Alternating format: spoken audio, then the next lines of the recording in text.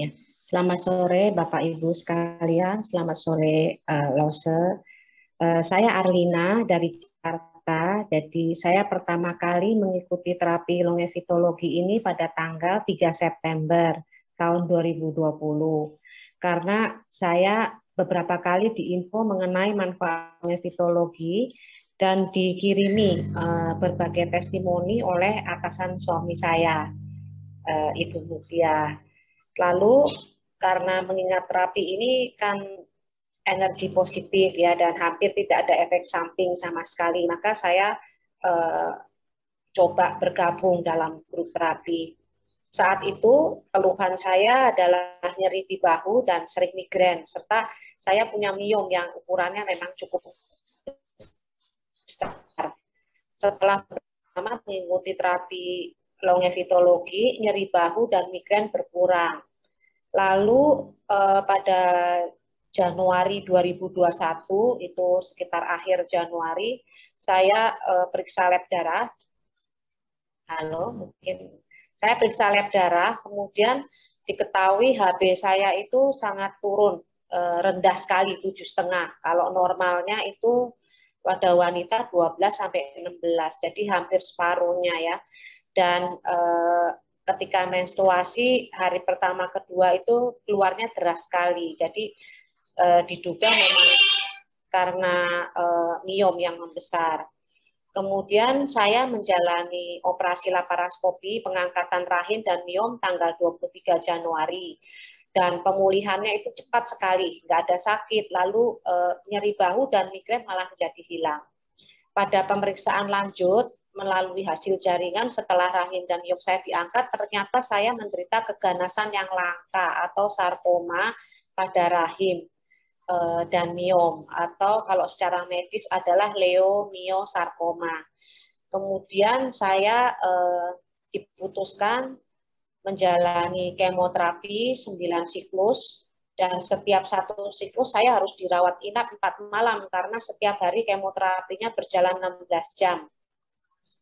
Jadi selama kemoterapi itu mungkin karena saya sebelumnya sudah mengikuti longevitologi, jadi pada saat kemoterapi saya tidak mengalami efek samping yang parah ya, sehingga stamina saya waktu di kemoterapi cukup kuat. Lalu setelah menjalani 3 siklus, saya mengalami mukjizat kesembuhan sewaktu di MRI yang kedua. Jadi MRI pertama itu sel-selnya sudah menyebar di seluruh dinding perut dan panggul sampai ada tumor terbesar 5,1 cm itu menempel di usus besar. Nah, setelah menjalani siklus yang ketiga, di MRI yang kedua itu bersih, bersih, betul-betul bersih. Tetapi dokter tetap menganjurkan menyelesaikan 6 siklus. Setelah 6 siklus, dokter memeriksa lagi MRI tetap bersih, tetapi masih ragu ya. Jadi disuruh meneruskan lagi 3 siklus. Jadi selama itu juga saya tetap terapi.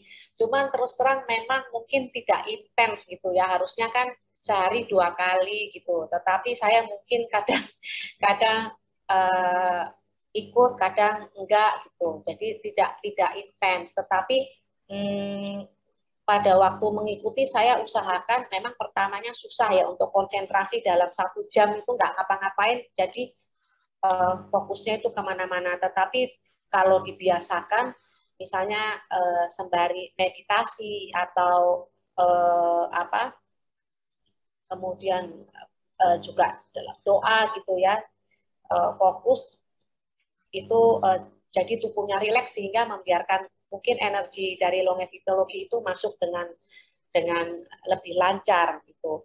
Jadi setelah itu MRI ketiga sampai kemarin Januari kemarin saya di MRI yang kelima dan PET scan yang kedua itu hasilnya sangat baik. Jadi tetap bersih, puji Tuhan tidak ada sel-sel keganasan lagi sehingga kemoterapi itu dihentikan sampai siklus yang ke-9. Demikian testimoni saya mengenai terapi longevitologi ini.